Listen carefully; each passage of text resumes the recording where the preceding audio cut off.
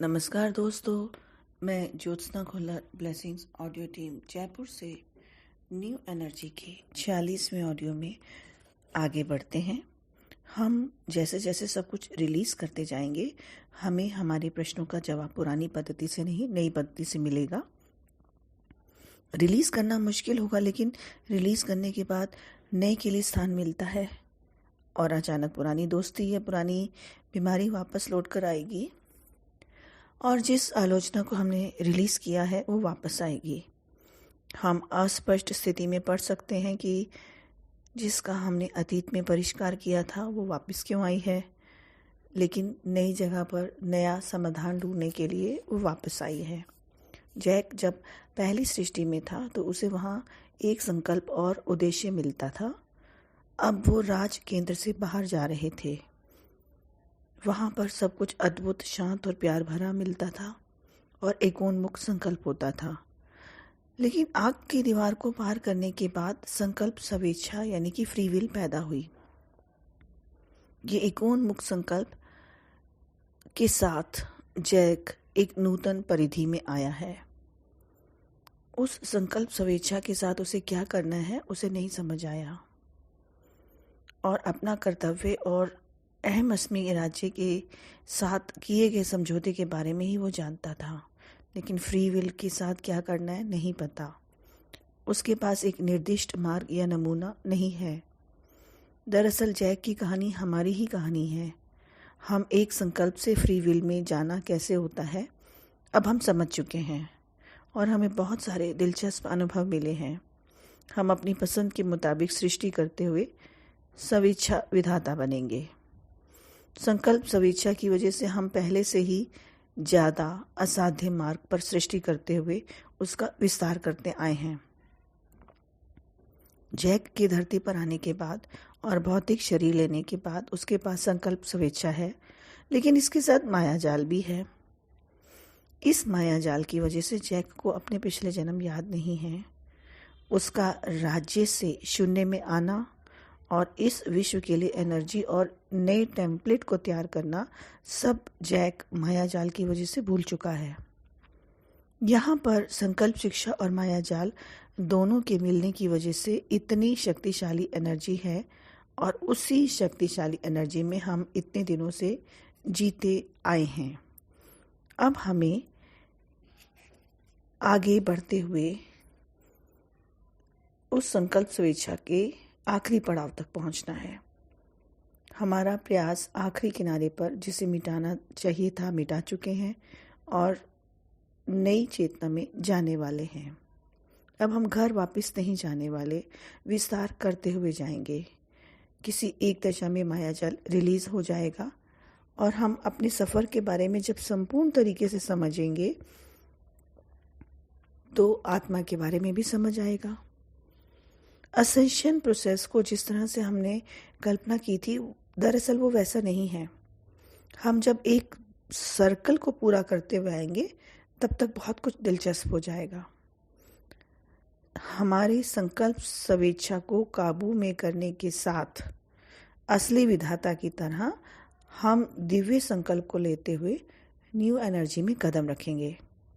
अब दिव्य संकल्प क्या है और इससे कैसे आगे समझना है, तो व्यास कहता है कि बहुत सिंपल लगने वाला शक्तिशाली कदम है, लेकिन जब हम इंसान की तरह सोचेंगे तो हमें डर लग सकता है। इसके लिए हमने अपनी फ्री विल को रिलीज करना है और दिव्य संकल्प में कदम रखना है। दोनों के बीच में क्या फ़र्क है? दोनों के बीच में फ़र्क ये है कि धरती पर हम फ्री विल और ड्युअलिटी के साथ आए हैं और इस फ्री विल की वजह से हमने अंधेरे और उजाले के अंतर को समझा है, लेकिन मायाजाल के प्रभाव में होने की वजह से हमारी फ्री विल बहुत सीमित है। इतनी सीमित है कि हमें लगता है कि क्या हम एंजल्स और स्पिरिट के हाथों में खिलौना बन चुके हैं। जब हम दिव्य संकल्प में बदलने पर आग की दीवार के पड़ाव से कुछ दिन पहले हमारे अंदर जो ड्युअलिटी और परायेपन की भावना थी, उसके आगे हम विकास करेंगे। हमने अब तक जिस तरीके से जीवन जिया है उससे आगे बढ़कर विकास करेंगे। हमारे संपूर्ण तत्व की गहराई में जाकर हमें फिर से हम उस एकता को पाना है। ड्युअलिटी की ओर मानव तत्व को पार करके हमें संपूर्ण तत्व में कदम रखना है। जो कुछ अतीत में नहीं था वो अब दिव्य संकल्प में होगा। ड्युअलिटी की वजह से या फ्री विल की वजह से इतने दिन तक वो सब बाहर नहीं आ पाया, लेकिन दिव्य संकल्प में सिर्फ हमारे विचार ही नहीं, परमात्मा के लिए सहानुभूति और परमात्मा का प्यार भी हमारे साथ होगा। ये दिव्य संकल्प अब हमारे बाहर नहीं है, हमारे अंदर है। हम दिव्य संकल्प में जागृत अवस्था में स्पिरिट के साथ कनेक्ट होंगे और ये दिव्य संकल्प हमारे अंदर का एक भाग है। स्पिरिट, परमात्मा और दिव्य, दो ये सब हमारे अंदर के भाग हैं। यानी कि स्पिरिट, परमात्मा और दिव्य चेतना ये सब हमारे अंदर ही हैं। अब जो हम अपने अंदर से सुन रहे हैं, हमारे अंदर से जो विचार हमें सुनाई देते हैं, वही दिव्य संकल्प हैं। अब इन दिव्य संकल्प को हमें ज़्यादा परेशानी से ना सोचकर केवल बिना चिंता के रहना है। पहले बाहरी मौन था और अब अंदर के मौन की आदत डालनी है। संपूर्ण रूप से हमें अलग तरीके से समाधान मिलेगा। हमारे ये समाधान हमारे अंदर से ही आएंगे। जिन परेशानियों की समाधानों के लिए हम बाहर ढूंढते थे वो अब बेकार है। वह सब ओल्ड एनर्जी में होता था। पहले हम अपनी स्पिरिट से मदद मांगते थे, अपने स्पिरिट गाइड से मदद मांगते थे, लेकिन अब हम वहाँ से नहीं मांगकर अपनी फ्री विल को रिलीज करते हुए, ड्युअलिटी को भी समझते हुए आगे बढ़ना है। हमें फ्री विल और ड्युअलिटी से बाहर आकर अपने अंदर की उस दिव्य आवाज़ को सुनना है जो हमारे अंदर से ही आ रही है, जिसमें परमात्मा की इच्छा भी शामिल है और हमारी इच्छा भी शामिल है। हमको पहले कभी भी नहीं होने जैसी शक्ति और चुनाव दिए गए हैं। उस फ्री विल को लेकर हम शून्य और विश्व में खेलने लग गए। अब ये संकल्प स्वेच्छा यानी कि फ्री विल एक नई अविश्वसनीय चित्र की तरह लगती है और इस फ्री विल की वजह से ही हमने बहुत से दुख उठाए, क्योंकि हमें उसको किस तरह से इस्तेमाल करना है ये नहीं पता था। और इस संकल्प स्वेच्छा का इस्तेमाल करते हुए हम अत्यंत नीचे स्तर के कंपन तक गए। सारी सृष्टि में किसी ने भी कल्पना नहीं की होगी कि इस तरह के मुश्किल और दुख के स्तर पर हम जा चुके हैं। इतने सारे कर्मों में या कामों में हम न्यू एनर्जी से खेलते रहे। हमने इस एनर्जी को इस दिव्य संकल्प के साथ फ्री विल को आगे तक विस्तार करते हुए हम प्यार भरे सहानुभूति और अद्भुत प्रदेश पर ले जा चुके हैं। शून्य में विश्व को गैलेक्सी और नक्षत्र की सृष्टि करने के लिए ये सब उपयोगी हुए हैं। अंधेरा और उजाला के बीच, सफेद और काले के बीच हमें चुनने का मौका दिया गया। अब दिव्य संकल्प में कदम रखने का समय है। अब ये संकल्प क्या है और ये हमें किस तरह से पता चलेगा? क्या हमारे मार्गदर्शक और एंजल्स हमें इसके बारे में बताएंगे? नहीं, ये सब हमारे अंदर से ही आएगा। हमारा संकल्प और दिव्यता दोनों मिलकर ड्युअलिटी की आदत को दूर रखते हुए परमात्मा और स्पिरिट के साथ जोड़ते हुए आगे बढ़ेंगे। तो व्यास कहता है कि हमें समझना चाहिए कि हम ही स्पिरिट हैं। और हमारे अंदर से जो जवाब आ रहा है, जो नई शक्ति और नई अनुभव आ रहा है, वही दिव्य संकल्प है।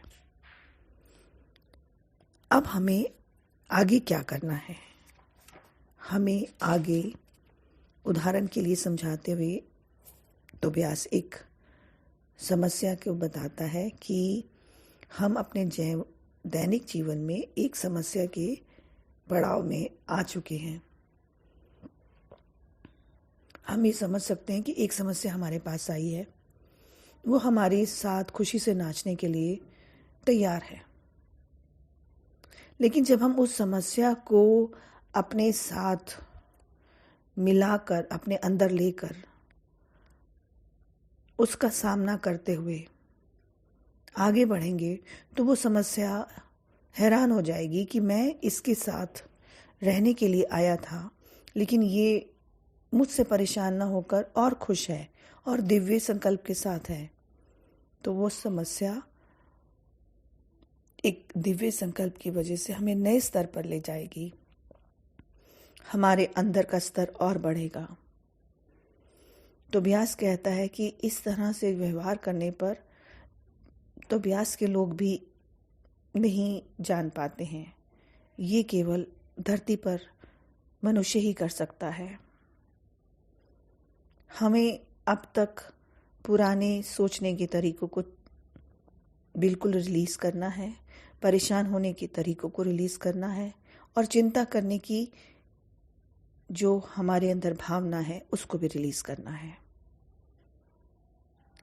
हम में से बहुत से लोग दिव्य संकल्प में आने के लिए पूरी तरह से तैयार हैं। हमें पहले रसातल को पार करके प्रज्ञात्मा की जागृति में आना है, लेकिन इसके लिए फ्री विल को छोड़ना है। हमें अपने आप को एक समर्पण की भावना से दिव्यता में हमेशा रखना है। ये एक अद्भुत एनर्जी का खेल है। तो व्यास कहता है कि इस एनर्जी को खेल के तरीके को उसने भी अनुभव किया है, लेकिन सबसे ज़्यादा परिपूर्ण और दिव्य और अद्भुत संकल्प है अपने साथ रहना, अपने विचारों के साथ दिव्यता के साथ रहना। अगर हमारी नौकरी नहीं है तो भी हमें उस नौकरी ना होने की परिस्थितियों को अपने अंदर स्वीकार करना है। इस उपहार को जो परमात्मा ने हमें दिया है उसे स्वीकार करते हुए आगे बढ़ना है। कुछ लोग तो व्यास को और कबूल दरा के साथ विचार विमर्श कर रहे हैं कि धरती पर और शून्य में भी जो अनुभव के साथ संकल्प की स्वेच्छा है उसे पूरा करने में कैसे सहायता करनी है। आग की दीवार को पार करने के बाद हमारे अनुभव की सृष्टि को पूरा करने के लिए दिव्य संकल्प हमारी सहायता करता है। अहम अस्मि में रहते हुए एनर्जी के साथ किस तरह काम करना है, हम आगे धीरे धीरे सीखते जाएंगे। अहम अस्मि मूल और नींव है जो हमें वर्तमान में रखती है। दिव्य संकल्प में रहने के लिए हमें बहुत मुश्किल और साधना करने की ज़रूरत नहीं है। जो हम पुरानी चीज़ों को पकड़ कर बैठे हैं, बस उसे रिलीज़ करना है। अपने आप को हमेशा वर्तमान में रखना है। हमें संदेश आता है और हम उस चीज़ को अपने अंदर महसूस करते हैं और हमारे रनर हमारे साथ काम करते हैं। माया जाल के उस तरफ के कुछ लोग हमारी सहायता करने के लिए तैयार हैं। जब हम संकल्प करके जिस एनर्जी की ज़रूरत है उसे पाएंगे तो रनर हमारे साथ रहेंगे।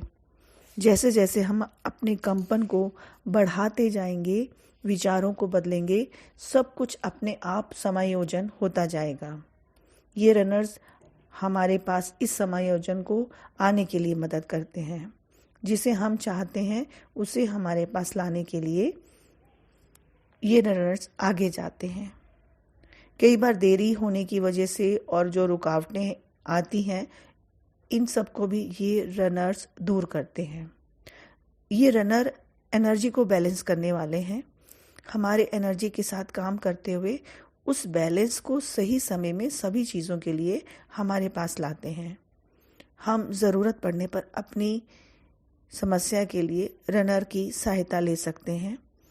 तब हमें उनके मदद करने के तरीके के बारे में भी समझ आएगा। पिछले ऑडियो में तोबियास ने एक बड़ी पेंट ब्रश लेकर लकीर बनाने के लिए कहा था। ये लकीर बनाना दरअसल अपनी संकल्प और दिव्य संकल्प को ड्रॉ करना है, बताना है। तोबियास ने शुरू में जब लोगों के साथ चैनलिंग शुरू की थी तो कुछ बार अपने प्यार को व्यक्त करना मुश्किल होता था। हम सब उनकी मीटिंग में मिलते रहते हैं, वहाँ पर जो एंजल्स आते हैं उनके साथ मिलते हैं और वहाँ पर पैदा होने वाली एनर्जी इतनी अच्छी होती है जिसकी वजह से उन सब के लिए हमारे लिए प्यार को व्यक्त करना मुश्किल नहीं होता। जो मेहमान इस समावेश में यानी कि इस मीटिंग में आए हैं वो एक एनर्जी को लेकर आए हैं और यहाँ पर आने के लिए एक कारण है, उनकी एनर्जी के बारे में हमें बताना। हमारे अतीत से जुड़े हुए जो चीज़ें एनर्जी में हैं वही चीज़ों के साथ वो लोग मीटिंग में आ रहे हैं और हमारे लिए एक तोहफा ला रहे हैं। प्रेम और गौरव को हम स्वीकार कर रहे हैं, उस तोहफे को हम स्वीकार कर रहे हैं। एनर्जी को हमारी चेतना की गहराइयों में महसूस कर सकते हैं। ये जो मीटिंग हुई थी ये फादर्स डे के दिन हुई थी। उस दिन कबूलदारा ने तोबियास को चैनलिंग करने के लिए बुलाया था, जिसकी वजह से वह बहुत खुश हुआ। तोबियास कह रहा है कि वो दोनों बाप बेटों की तरह इस धरती पर बहुत काल से जी रहे हैं। तोबियास कहता है कि उन दिनों को वह कभी भी नहीं भूल सकता। इसके लिए बुलाने पर तोबियास ने धन्यवाद कहा है, लेकिन तो कबूलदारा अंदर ही अंदर परेशान होता है और तोबियास इस बात पर हंस रहा है। इस मीटिंग के लिए जो लोग अभौतिक रूप से आए हैं वो इस जन्म में हमारे पिता के रूप में आए हुए व्यक्ति हैं। हम में से हर किसी के इस जन्म के पिता जिंदा रहने पर या मर जाने पर उन पिता की चेतना के साथ इस मीटिंग में आए हैं। इस जन्म में भौतिक शरीर के लिए जो व्यक्ति पिता बनकर मर चुके हैं वो अगले जन्म में पैदा हुए होंगे या हमारे पोता या पोती के रूप में पैदा हुए होंगे और उनकी चेतना भी हमारे पास इसीलिए आ रही है क्योंकि वो हमारे पुराने पिता की एनर्जी की तरह है। अगर हम उस एनर्जी को फील नहीं कर पा रहे तो तोबियास हमें थोड़ा सा शिफ्ट लेने के लिए कह रहा है। मरने की वजह से हमारे जिंदा पिता की एनर्जी की तरह नहीं हो सकती, यानी कि जो पिछले हमारे रिश्तेदार मर चुके हैं वो अभी हमारे जिंदा पिता की एनर्जी की तरह नहीं है, लेकिन उनकी जो एनर्जी में बदलाव हुआ है वो एनर्जी इस धरती पर आती है और उस एनर्जी को हमने रिलीज करना है और प्रक्षालन करना है। हमें ये समझना है, हमें ये देखना है कि पुरानी हमारे पिता या रिश्तेदार जो इस जन्म में पोता पोती बनकर पैदा हुए हैं लेकिन उनकी चेतना पिछले जन्म की है, उस एनर्जी को बदलते हुए वो एक अच्छा कारण लेकर हमारे पास आए हैं। हमें उन्हें स्वीकार करना है, प्यार और गौरव देना है। उनकी चेतना आकर अब हमारे बगल में बैठी हुई है और उनके अंदर जो मानव चेतना है, उनके और हमारे बीच में जो अनुबंध है वह चेतना उसे अच्छी तरह से समझती है। लेकिन उनके अंदर जो दिव्य चेतना है और हम नहीं समझ पाते, फिर भी हम उसके बीच के प्रेम संबंध को समझ पाते हैं, लेकिन उस गहराई से नहीं। इसलिए उनका आह्वान करने को तोबियास कहता है। तोबियास कहता है कि जो बाहर दिख रहा है उससे भी बहुत ज़्यादा आप लोगों की सेवा हो रही है। हमने अपने पिता को खुद चुनकर लाए हैं। हमारे पिता को अगर हम जाने बिना, उनके साथ समय बिताए बिना अगर बड़े हुए हैं तो इसके बीच में भी एक कारण है। भौतिक रूप से इस जन्म में पैदा होने के बाद और समझ आने के बाद हमें अपने पिता के बारे में नहीं पता और उनके बीच में जो हमने अनुबंध किए हैं वो भी नहीं पता। दरअसल यह सब हम पहले से ही अनुबंध करके अपने साथ लाते हैं। इस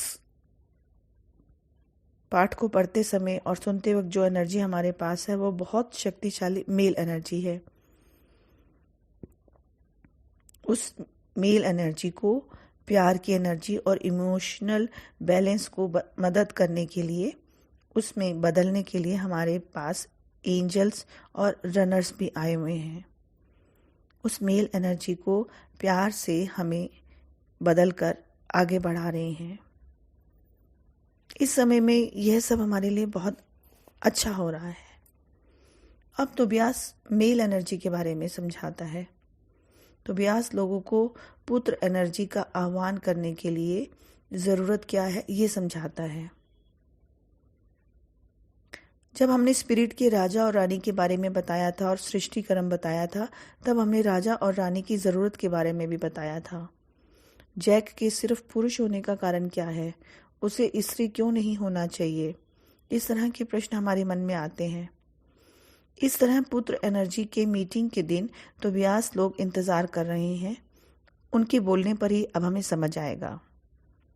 राज्य में सिर्फ एकता की घोषणा होती थी, लेकिन एक दशा में प्रकट होने के बाद एकता में जो परमात्मा है उसे लगा कि अंतर्मुखी होने का समय आ गया है और अस्तित्व क्यों है इसके कारण को जानने का समय आ गया है। अंतर्मुख होकर अपने आप को आईने में देखने के लिए स्पिरिट ने इच्छा व्यक्त की। जब इस तरह की उसने इच्छा प्रकट की, तभी तक एक होने वाली वह स्पिरिट अब दो बन चुकी थी और ये स्पिरिट राजा और रानी के रूप में हुई। एक फीमेल एनर्जी और एक मेल एनर्जी, उन दोनों का विवाह हुआ। उसके बाद भी उनमें एकता थी। इस समय में जो लोग स्त्री के रूप में हैं, अगर उनको एक बात पता चलेगी तो वह बहुत खुश होंगे। अहम अस्मी राज्य में सिंहासन पर प्रधान से होने वाली फीमेल एनर्जी है, यानी कि जो नया अहम अस्मी न्यू एनर्जी का राज्य हम बना रहे हैं उसमें मुख्यतः फीमेल एनर्जी होगी। स्पिरिट और परमात्मा ज़्यादा स्त्री एनर्जी की तरफ बढ़ रहा है। स्त्री और पुरुष की एनर्जी का बैलेंस नहीं है, उसी बैलेंस को बनाना है। ये स्त्री और पुरुष के शब्द सिर्फ हमें आसानी से समझ में आने के लिए इस्तेमाल किए गए हैं। स्त्री शब्द के कुछ लक्षण हैं और वो यहाँ पर बहुत अहम है। स्त्री शब्द से मतलब फीमेल एनर्जी के कुछ लक्षण हैं जो यहाँ पर अहम है। स्त्री एनर्जी को जन्म देती है और ये एनर्जी सृजनात्मकता से जुड़ी हुई एनर्जी है और फीमेल एनर्जी प्यार और पोषण से भरी हुई होती है। सृजनात्मकता और जन्म देने के कारण घर में पैदा होने वाली एनर्जी प्रधान रूप से फीमेल एनर्जी है। हमारे समाज में हम परमात्मा को और स्पिरिट को प्रधान रूप से पुरुष की तरह पुकारते हैं, लेकिन अब उसे फीमेल एनर्जी कहना है। ये हीलिंग का समय है। इसके लिए तो व्यास कहता है कि हम जिस न्यू एनर्जी में जा रहे हैं वह प्रधान रूप से फीमेल एनर्जी में आएगी और वो बहुत बैलेंस में रहेगी। हमने पहले बताया था कि जैक एक पुरुष एनर्जी है, तो क्या ये पुरुष एनर्जी हमारे भौतिक शरीर में जो पुरुष तत्व है वही है? इसे समझ में आने के लिए और दूसरों तक पहुंचाने के लिए पुरुष और स्त्री के दो शब्द इस्तेमाल कर रहा है। तो व्यास कहता है कि आगे बढ़ना और उसको खोज करना, खोजते हुए विकास करना, ये पुरुष एनर्जी के लक्षण है जो राजा रानी ने जन्म दिए हैं। अब जैक को पता है कि वो सब वही काम करेगा, किसी न किसी दिन आग की दीवार को पार करेगा, पार करके शून्य में जाएगा। लेकिन उसको ये बात नहीं पता है कि पहली सृष्टि के अंदर है क्या, इसलिए वह थोड़ा चिंतित था। लेकिन अब इस चिंता के पीछे जो प्यार है उसने उसे समझ लिया है। हमारे अंदर हर चिंता के पीछे एक प्यार होता है। हम में से हर कोई जैक है। अंदर जो हम कर रहे हैं वो अविश्वसनीय और महान विकास है। परमात्मा की तरफ से जो हमने हासिल किया है उसे बहुत बार बोलने पर भी हम नहीं समझ पा रहे थे। हम स्पिरिट की तरफ से जो हमारे द्वारा पहचान हो सकती थी उन सभी चीज़ों को पहचानने के लिए आए हैं। हम अपनी ज़िंदगी को बहुत छोटी समझ रहे हैं, लेकिन वो ज़िंदगी कितनी बड़ी है हम नहीं समझ पा रहे। किसी न किसी दिन जैक को अपने राज्य के सिंहासन पर बैठना पड़ेगा।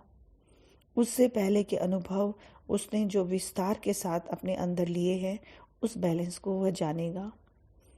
और हम यहाँ पर जिस मार्ग से आए हैं और जिस मार्ग में आए हैं उस मार्ग को भी अभी जानेगा। हमारे विश्व सृष्टि प्रारंभ को देखना अभी हम सब लोगों ने शुरू किया है। आग की दीवार को पार करते समय हमने जो बेसिक कंपन को शून्य में भेजा है उसके बारे में हम अभी पता लगा रहे हैं, उस चीज़ को समझ रहे हैं। आज नहीं तो कल इस चीज़ का पता चल जाएगा। ये कोई घटना नहीं है, ये कोई बिग बैंग या महाविस्फोट नहीं है। जैक जैसे हम सब दीवार को पार करने के बाद शून्य में देखने की वजह से ही हम सब के अंदर ये संभव हुआ है। अगर हम सब राज्य को छोड़कर आए हैं तो इस तरीके से हमने कई बिग बैंग या महाविस्फोट किए हैं। राज्य को छोड़कर बाहर आने के लिए पुरुष की एनर्जी की ज़रूरत है। भौतिक रूप से स्त्री एनर्जी होने पर भी पुरुष एनर्जी हमारे अंदर अभी बहुत बलवान है। लेकिन अब हीलिंग के साथ हमें आगे बढ़ना है, बैलेंस के साथ आगे बढ़ना है। जैसे जैसे हम न्यू एनर्जी में जाएंगे वैसे वैसे हमारे अंदर स्त्री तत्व बैलेंस होता जाएगा। आने वाले कुछ दिनों में न्यू एनर्जी की संतान के पिता होने वाले लोगों को तो व्यास लोग क्लियर फादर्स कहते हैं, क्योंकि ओल्ड एनर्जी के लक्षण बहुत सारे नहीं होते। नई शक्ति और नया बैलेंस होता है। क्लियर फादर्स अपने भौतिक संतान से बहुत प्यार और गहरे से संबंध रखते हैं। पिछले माँ बाप से ज़्यादा यह अपने बच्चों को प्यार करते हैं, उनके साथ समय बिताते हैं और बहुत प्यार से बड़े करते हैं। इनके अंदर स्त्री तत्व और पुरुष तत्व बैलेंस होता है। इस सब कामों के लिए एंजल्स मदद कर रहे हैं और जिन तरह के घावों को भरना है वह सब हो रहा है। घर छोड़ने के बाद से हमें हीलिंग और बैलेंस की ज़रूरत है। अब कर्म चक्र से उतरना के बारे में तो व्यास बताता है, जिसे हम अगले ऑडियो में समझेंगे। धन्यवाद।